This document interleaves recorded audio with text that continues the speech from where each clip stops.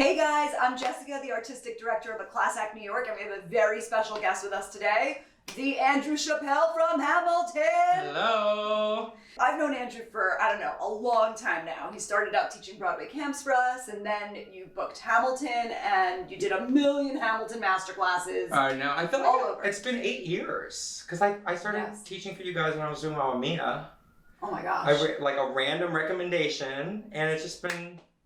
We've been going ever since. Yep. Yeah. And he's going to Nashville, you guys, next week on February 22nd, so... Yeah, so if you live in or around Nashville, let's hit it. So that class, just so you guys know, is open to kids, teens, and adults. So moms and dads, come on down. We already have a bunch of adults signed up. It's gonna be super cool. Yeah, they're gonna, Andrew's gonna teach original choreo from Hamilton, which is super cool. And you guys can sing along as you learn the combo. And then he does this amazing Q&A, which we'll do a little bit of here today. So how did you get started in the business? I was like many theater kids, had ADHD, et cetera, and had all this energy. Right. And so my mom was trying to find an outlet for me. So I was doing, all of the sports and singing in choir. And the one thing that really stuck was acting. Right. And so I grew up in LA, so if you have a kid that wants to act and you live in LA, that's not hard to get them into the business because they're always looking for kids and things. Sure. And so I filmed an episode of a TV show called Moesha when I was 13 or 14. Yeah. And I hated auditioning as a kid. Whereas now as an adult, I love auditioning. Okay. As a kid, I hated it because I had to get pulled out of school early. I had to memorize lines. There was always some specific thing I had to remember to kind of casually say in the room, which as a child, you just don't have the nuance to figure that out. Right. And do you mean talking to the casting director like, hi? Yeah, there was this job. There was this job that I auditioned. I'll always remember this because my agent reamed me out. I was a kid, and I remember after the audition, she was like, "Did you tell them that it was for a TV show with a celebrity, and I had regular interactions with a celebrity in my real life." And my manager wanted me to say was, "Hey, by the way, I've danced with this celebrity a bunch of times at this thing," and because the part was to dance with the celebrity. Okay. And I forgot. Right. And my agent was like, "How could you forget? This was yours. You could have gotten this." And it was just all the stress of auditioning as a kid was just not worth it for the one day on set. Right. So then I didn't audition or try and work professionally again until I graduated college. That's smart. Yeah, I just did it for fun. Okay, cool. Yeah. And then you went to college. Where'd you go to college? Cincinnati Conservatory of Music. Awesome.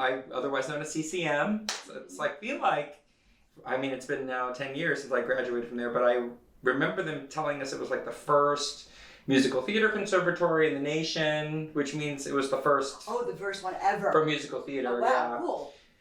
And so there definitely is a legacy there, and I felt a lot of the benefits of going to school there, moving to New York, because the thing that's just invaluable about going to these schools is just the alumni network when you leave. Mm-hmm. It's just invaluable. It's because a lot of New York can be hard to live in, and so some of the things that make it easier is just that one extra interaction in the hallway with someone that's familiar to you, that you might know, or that one person that's running the audition that you heard about in school. It's those little mile markers along the way that can take an ordinarily bleak week and turn it into it was just kind of an off week or whatever. When you got out of school, when did you book Mamma Mia? How quickly after would you say?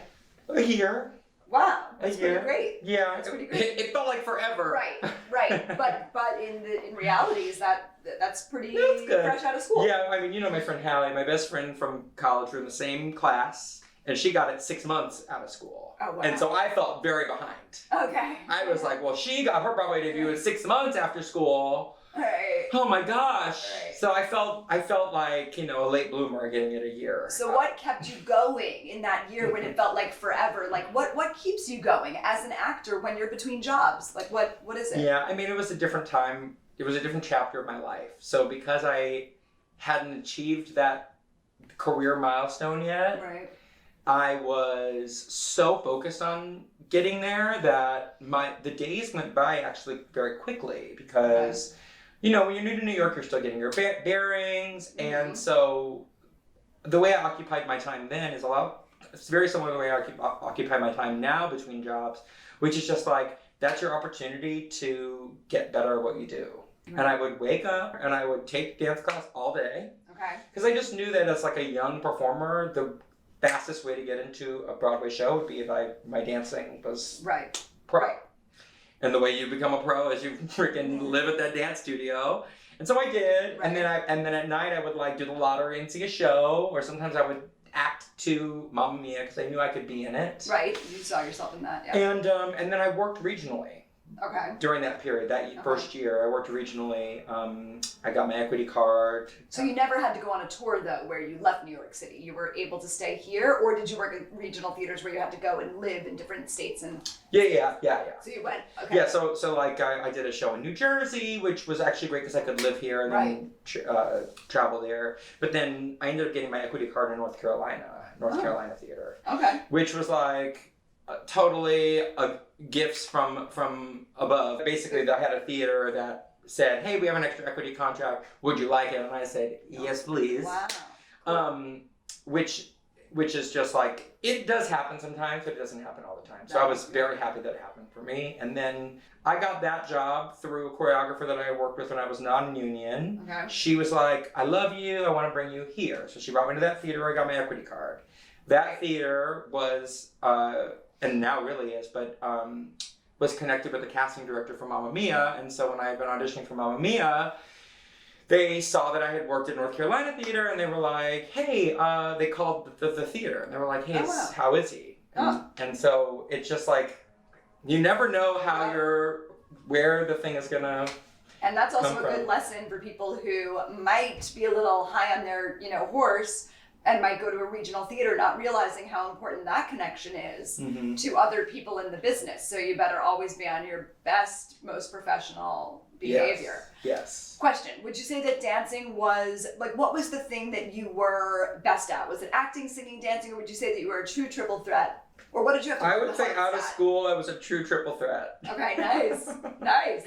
And now that I've been in the business for as long as I have now, a decade, my want to dance has decreased. Okay. Just due to injuries and maintenance. I mean, when you dance 8 shows a week in a show, you always feel it. So I did that for Mamma Mia 2.5 years, and I did it on the road with Priscilla for a year. And after that, I was like, I think I want this to be my last moment as a dancer in a show. And then I ended up getting Hamilton.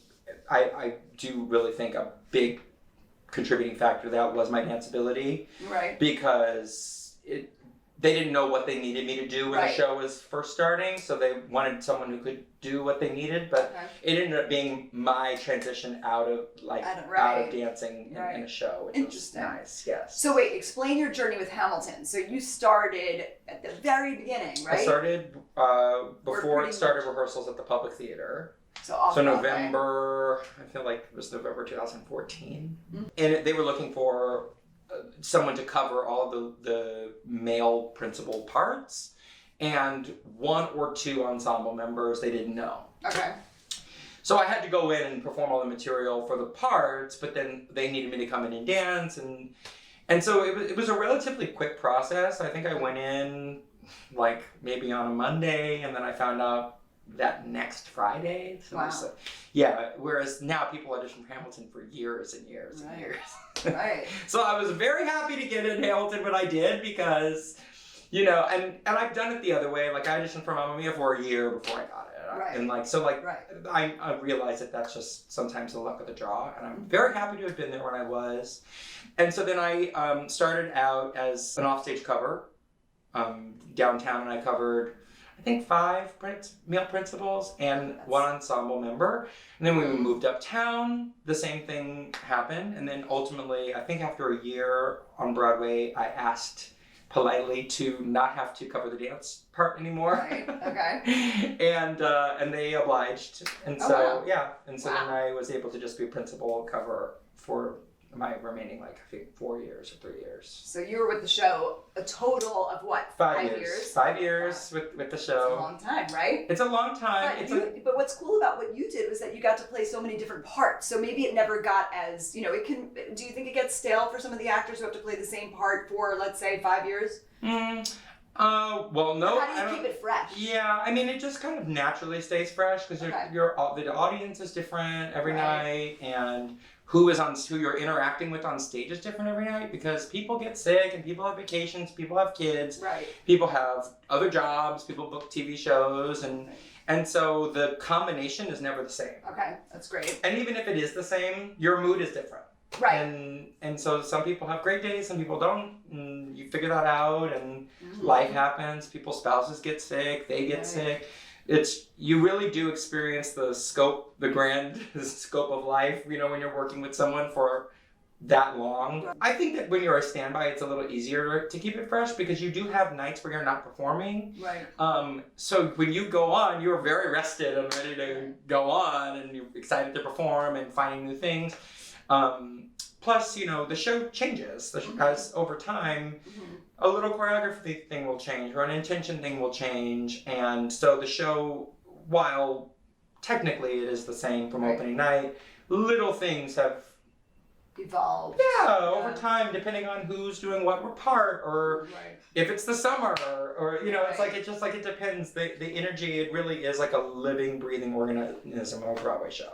How did you memorize these 5, and who did you cover exactly?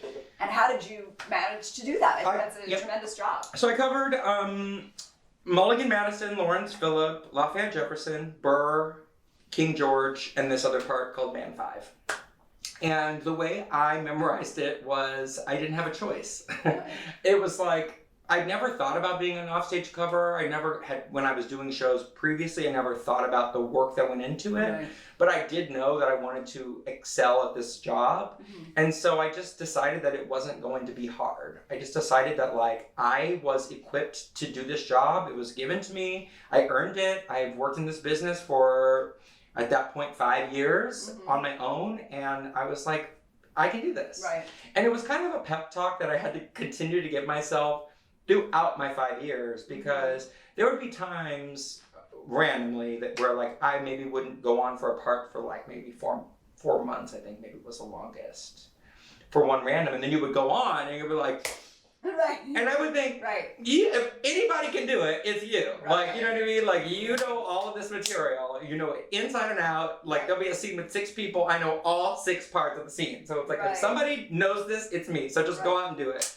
Because a lot of times if you second guess yourself, you end up shooting yourself in the foot. So the way I memorize is the same way I memorize my auditions. It's just by rote. By rote, and then also finding a through line for your character, figuring out like, okay, well, really what is happening in this scene? Okay, this is a scene where somebody's trying to sell somebody something. Great, he tried this way, it didn't work. Tried this way, it didn't work. And then it kind of helps your brain put it together. And so the same thing is with the show. You're like, okay, well, where physically am I on the stage? What's next? What's the next logical thing that happens? So you must know a lot about history now, huh? Like a history buff. And in fact, when we did a class in Virginia. Where did we do it? Done classes everywhere, guys. If you want to bring Andrew to your hometown, let me know.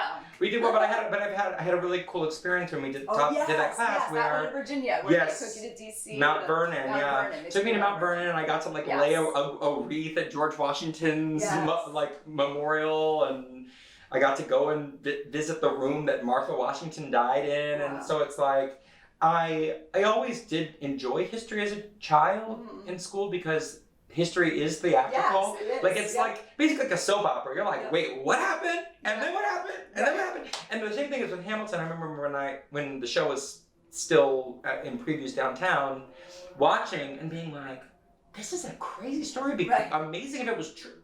This is true. Oh my God, this happened. You know, like. It is insane. It is insane where he started out and where he ended up. I mean, it's just. Oh my gosh! And you know, and they could only cover so much in the show. Right. So there's even more, you know. So it's like, of course, my first order of business was not reading the book because my first order of business had to be memorizing the lines.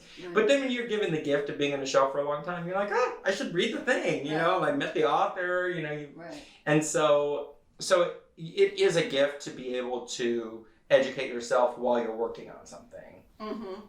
And even just this last weekend, I went skiing because I didn't know how to ski. And I was like, I should know how to ski. Right. And then I did it, and I like went for years, and I was just like, oh, I don't know if I'm gonna be able to do it. And it was easy. I was like, I should have done this earlier. You know, it's just like kind of constantly adding some things to your bag of tricks that you know how to do. Who knows? I'm gonna need to ski on a movie or a commercial or something. Right. But good to know. Yeah, and I had a really good time. That was nice. Question: guns and ships.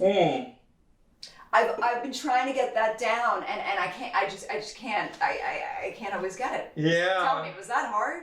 Well, Did you ever have an issue on stage? Ever go up? Oh yeah, I mean, lots of things happen on stage. Sure.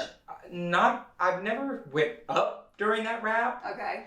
But it does get tricky sometimes with the accent or right. Like I remember one time I went to like your starting position, like when Burr is introducing Guns and Ships, you have 1 foot on a chair and 1 foot on the deck, and then the light comes up and you step on the chair to step on the desk. And one night, for whatever reason, the girl who holds the chair, I maybe had never done it with me, but I went to step on the chair and it like slid back. Oh boy. But it's also one of those moments where you're like, you are trained to deal with these things. Like if a chair is slipping up underneath you like freaks you out, then right. maybe not the business for you. Like that happens like all the time. Right. So it was just like there were big little things like that. But I never was like, I'm taking this horse by the like no, that never happened. Okay. But it doesn't. But doing it with the accent is hard. Yes. And when I auditioned for the show, I did not need to perform that with the accent. Right. But I did commit everything to memory in a kind of a record amount of time. So like I got the audition, let's say on a Monday, and I had to have it prepared by Wednesday. I memorized like 3 songs in like, I don't know, a day and a half. And you know, they're wordy songs, they're long songs, and especially this is before a cast album. Right. So you're like memorizing a song you've never heard before. So you're like, I hope this is right. Right. And then for the callback, I had to memorize I think 5 more songs in like 2 days. So you really, I mean, obviously you're incredibly talented because they had to see you in all these different parts and know and have the confidence that you could do all of those parts believably. Did you feel a certain kinship to a certain part, or like? Did you have at the time? No. At the time, I didn't know what the parts were. Right. Like I would like ask in the room. I would be like, "So tell me about Thomas Jefferson. Like, how is he?" And they would kind of just describe it to me, right. and I'd be like, "Okay, like I can do that." You know, it's like if you're an actor, if somebody explains to you the circumstances in a scene, they're like, "Okay, you're a single mother. You don't have any money. Your baby's crying. Go." Right. Then you can figure it out. Right. You know what I mean? Like, I need to either get a job, I need to ask somebody for some money, or I need to rob a store. Something. Figure it out, you know? Right. And so, you know, in an audition situation, you just kind of have to be open to what the notes are giving you. I mean, sometimes you'll go into an audition and they don't know what they want at all. But for Hamilton, they had a very strong idea about how they wanted, because they had already cast the people playing the parts. Okay. So they knew the way David was, and they knew the way, and they had also done a workshop. So it was like already kind of developed. But I do remember there was a moment, because I had committed literally 10 songs to memory for the callback. And they were barely there. Like, you know what I mean? Like, it's like when you memorize something, you're like, okay, like, I think I know this, but I've never performed it for anybody live. I've never done it with the piano. But you're just like, okay, again, if I can do this. I can do this. So I remember I had already done like maybe 4 of the 10 songs, and he was like, okay, this time do Dear Theodosia. So I was like, okay, so I did Dear Theodosia. And then he was like, okay, now let's do History Etches Eyes on You. I was like, can I have a second? Right. And I like ran to the piano, and I like was looking at the lyrics. And Tommy, the director, he goes, if you need to hold the paper, you can hold the paper. And I was like, no, I got this. Like, I don't need the paper, you know, because to me, if you can do it, if it's a callback, and you can do it without the paper, you should, because the paper kind of ruins the fantasy of the moment. Right. And if you really do have it up there, and you can bring it to life, then do it. For the callback. For the callback. So tell me, so you decided to leave the show recently, yes? Yes. Well, because 5 years. That's really like, I don't know too many actors who would leave Hamilton after, you know, even after 5 years. You Yeah, got I mean, a of lot of guys. actors have left Hamilton Sure, for less time. Sure. But it's You such know, a good job. if I was working as a lawyer Right. and I worked for 5 years, no one would think anything. It would Right. feel short. But in an actor's life, like Meryl Streep doesn't work on a movie for 5 years. She Right. works on it for 9 months. You know, Right. it's like, and so I'm trying to shift my energy for Okay. the goals I have for myself. And one of those goals is to be a little bit more amenable to change. Okay. And it's easy to, when you are in a show for a long time, it's very easy to fall into a routine, Right, and sure. your skills begin to diminish. Mm. I've seen it in many shows where people stay and then it's like all of a sudden the only thing you can do is Hamilton. Right. And that's amazing to be able to do that, Sure. but there are other things. The business will continue to evolve. Like Hamilton changed everything, but now the industry is different. Now, okay, great. We know that that's a part of the canon, but that was 5 years ago, 6 years ago. So it's like, okay, great. Now what are we doing? Right. And so to stay relevant, sometimes you gotta remove yourself and shake it up. And So, have you been working on camera? What have you been up to, or what are your goals for the future? I just did a workshop of a new musical that Right. I think is going to open this summer. Oh, really? Yes. That So quickly? that quickly. Wow, that's pretty good. Yeah. Where? Off Broadway? It would be or- off Okay. Broadway. Okay. And I filmed a commercial that's airing right now, and I It don't stars know. another teacher of ours who was also in Mamma Mia, Coco. Lauren Cohn, who was in Mamma Mia. She played Rosie. She's awesome. She's Yeah, one we of our did favorites, too. Mamma Mia together. Yeah. So that's all I have right now. But really, I'm taking this time. Like I'm in an acting class right now, and I'm taking this time to take my class and go to the gym and go and do new things like ski and Wow. go to Nashville. Never been to Nashville. And kind of do life things that I Yeah. haven't been able to do Right. for the last 5 years. Right. I know that everyone's going to want to know, how was it working with Lin-Manuel Miranda? Oh my God, and Thomas amazing. Hale? Amazing. And honestly, Lynn came to the workshop, Oh, yeah? the presentation of the workshop that I just did. Surprisingly, he was in the rehearsal space Right. that we were also in, so he Right. came. It was great. It was one of those moments. I'm trying to think about my mindset when I got the show, but Mhm. it was one of those moments where in a business that for the majority of my life didn't really reflect someone that looked like me. Mhm. There were only a few places I saw myself reflected in Mm-hmm. the musical theater space. One of those was Mamma Mia. Sure. I saw a version of myself when I was in high school. I saw there was like this kind of brown skinned kid with curly hair, and I was like, ooh, there's a spot. Right. And then after that was In the Heights. Sure. And I went and saw In the Heights, and I was just like, oh wow, this is new to see myself reflected in a three-dimensional way that's not just like a one-liner and it's like, oh, this is actually a world they create. Right, sure. And so so that really inspired me and made me want to work with them. And it was In the Heights was my first ever Broadway show audition. Oh, okay. I had been in New York for a week, and I went in for In the Heights, and I didn't know what I was doing, and and you start to learn. Right. And I wanted to be a part of that movement. Okay.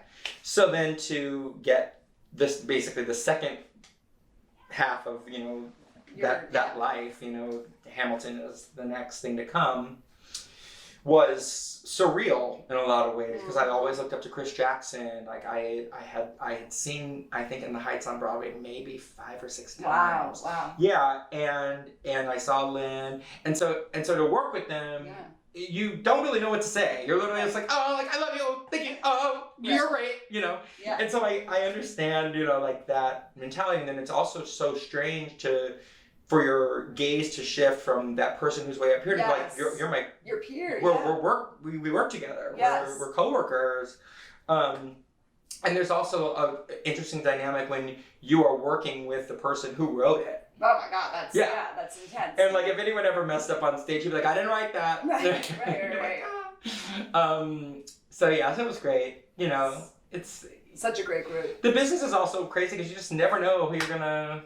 You never know who you're gonna work with. You never know who that star is that gonna be, you know? Yeah, you in never life. know. Yeah.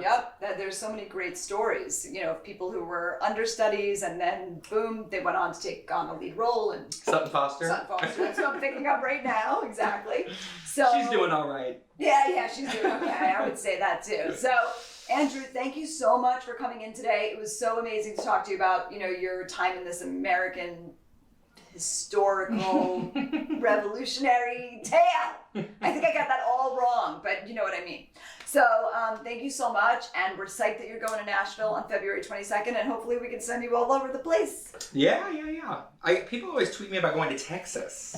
Yeah, would you do that? Yeah. Why not? Yeah, Have you been?